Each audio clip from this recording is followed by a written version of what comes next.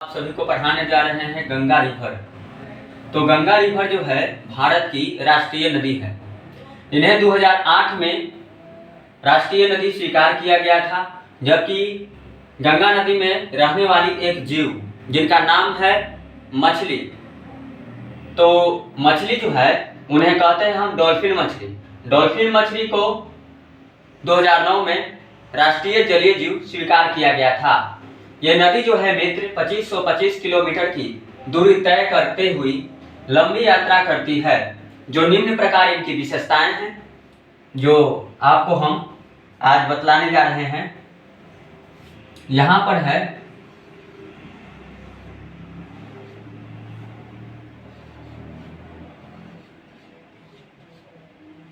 देवप्रयाग। देवप्रयाग जो है ये उत्तराखंड की एरिया है और देवप्रयाग के बगल में है हरिद्वार।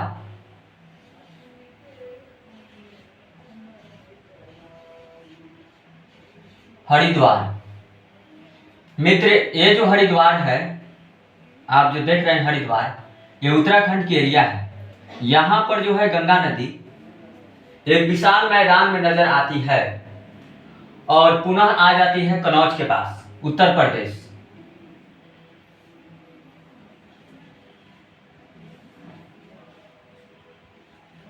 कनौज के पास में पहुंचते ही गंगा नदी की एक मिलन होती है एक और नदी से जिनका नाम है रामगंगा। रामगंगा नदी जो है गंगा नदी की प्रथम सहायक नदी है। तो सर्वप्रथम बार गंगा नदी में मिलने वाली नदियां जो है रामगंगा नदी है। और कनौज से चलने के बाद गंगा नदी जो है चली आती है आपको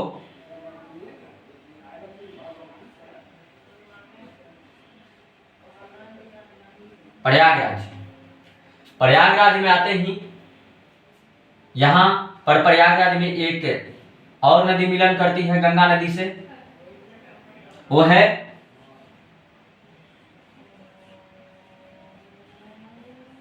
यमुनोत्री नदी। यमुनोत्री ग्लेशियर से निकलने वाली यमुना नदी के तीन सहायक नदियां वो है चंबल, केन और बेतवा। यमुना नदी की तीन सहायक नदी जो जाकर गंगा नदी में मिल जाती है प्रयागराज में। इस प्रकार से यहां पर है उत्तर प्रदेश की लास्ट एरिया गाजीपुर।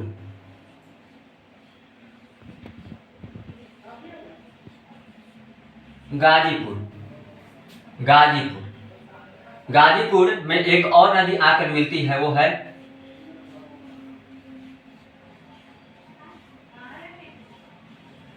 गोमती नदी। गोमती नदी की सर करते हुए फिर गंगा नदी में मिल जाती है, गंगा नदी की सहायक नदी बन जाती है गोमती नदी। गाजीपुर के तट पर गाजीपुर नदी के तट पर जो है लखनऊ स्थित है। यहाँ पर स्टार्ट होती है अब गाजीपुर के बाद बिहार की। यहाँ से स्टार्ट होती है छपरा की बात किया जाए तो नेपाल से निकलने वाली नदियां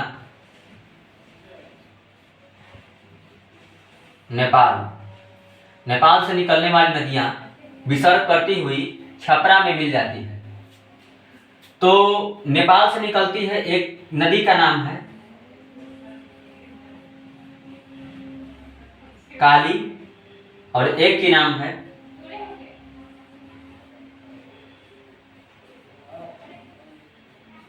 कर्णाली नदी। काली और कर्णाली, तो काली और कर्णाली को भारत में सरदा के नाम से और कर्णाली को जो है भारत में घाघरा के नाम से पुकारी जाती है। ये काली नदी को भारत में शारदा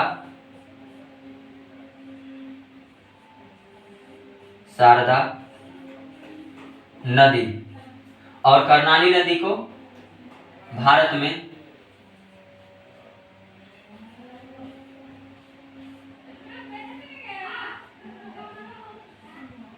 घाघरा नदी।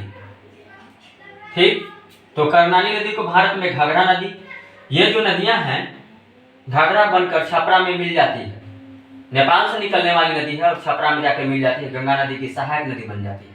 और पुनः यहाँ आती है पटना। पटना में दक्षिण की ओर से मिलने वाली नदियां वो है नदियां सोन नदी जो अमरकंटक के पहाड़ी से निकलती है और दक्षिण की ओर से आकर पटना में मिल जाती है। यह भी गंगा नदी की सहायक नदी बन जाती है। और यहाँ पर है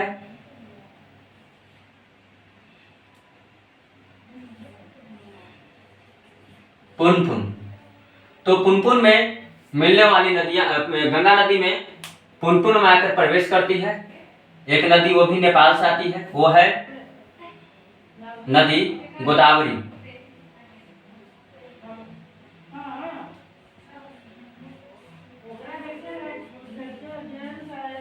गोदावरी नदी आकर पुनपुन में मिल जाती है। कुर्सिला है एक जगह,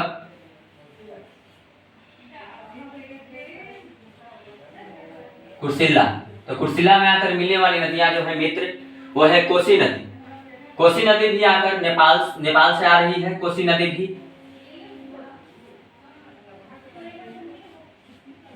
नेपाल से आने वाली नदियां कोसी, कुर्सिला में आकर मिल जाती है मित्र, कोसी नदी। और पुनः एक यहाँ पर इस प्रकार से यहाँ पर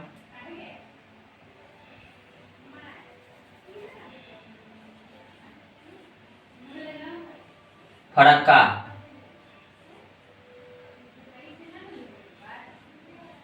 फरक्का बैराज। फरक्का बैराज जो है ये नदी तंत्र दार्जिलिंग पहाड़ी से निकलती है और इनकी जो है एक जलधारा बांग्लादेश में चली जाती है और दक्षिण की ओर मुड़ जाती है। और एक जलधारा जो है पुनः पश्चिम बंगाल में मुड़ जाती है। गंगा की एक जलधारा जो है पश्चिम बंगाल राज्य में मुड़ जाती है। और पश्चिम बंगाल में यही जो है गंगा की जलधारा जो है हुगली नदी के नाम से प्रसिद्ध है।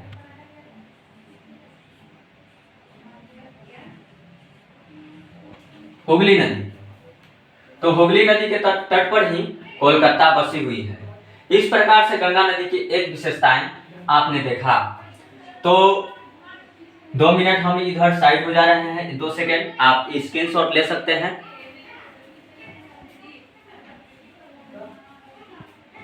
गंगा नदी की एक और विशेषताएं हैं जो इस प्रकार से है, जो हम यहाँ पर स्ट्रक्चर बनाकर आप सभी को समझा सकते हैं। आप देख सकते हैं।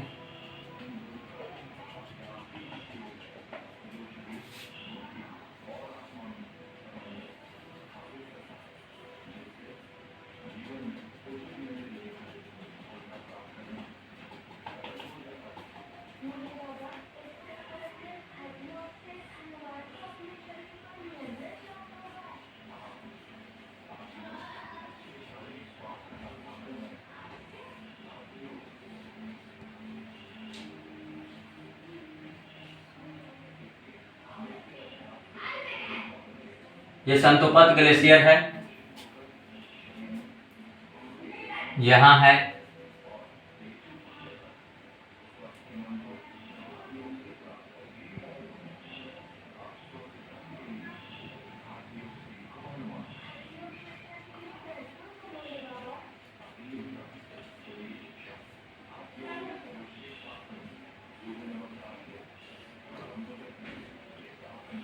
गंगोत्री ग्लेशियर। तो संतोपत ग्लेशियर से एक नदी आती है विसर्ग करती हुई। यहाँ संतोपत ग्लेशियर से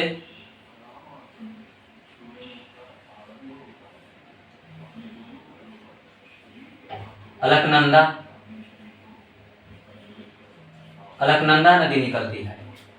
और गंगोत्री हिमानी ग्लेशियर से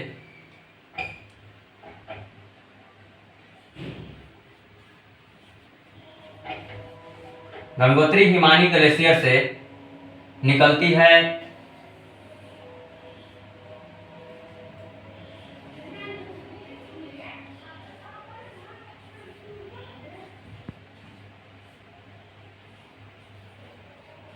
भागीरथी नदी। तो गंगोत्री ग्लेशियर हिमानी से भागीरथी नदी निकलती है और संतोपत ग्लेशियर से अलकनंदा नदी निकलती है। मित्र, यहाँ पर एक इस प्रकार से गुंडाकार के रूप में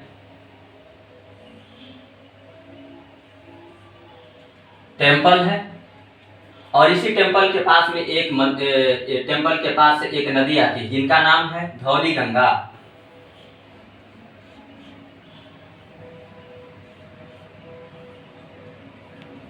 धौली गंगा जो है अलकनंदा की सहायक नदी है। ये नदी जो है कर्णप्रयाग में आकर मिल जाती विष्णु प्रयाग में आकर मिल जाती है।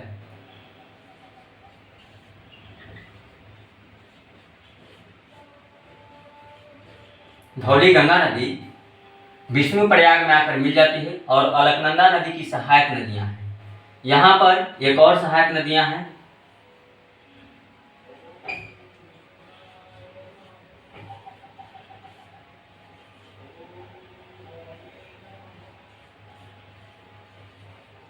नंदाकिनी नदी।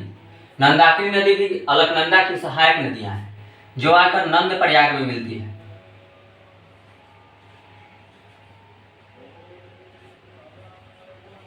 नंद प्रयाग में आकर मिल जाती है नंदाकिनी नदी। और एक और है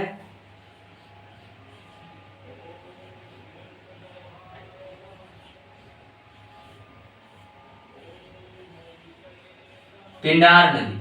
पिंडार नदी जो है मित्र आकर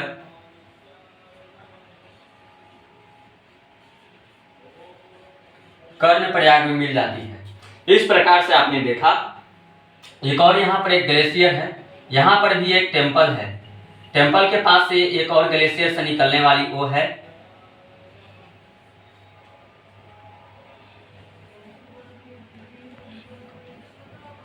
मंदाकिनी। मंदाकिनी नदी जो है आकर देवप्रयाग में आकर मिल जाती है।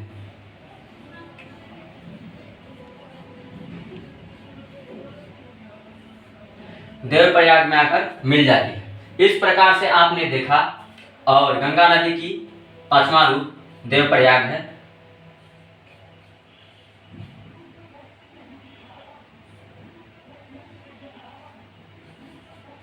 इस प्रकार से आपने देखा। तो मंदाकिनी नदी जो है आकर रुद्रप्रयाग में मिलती है।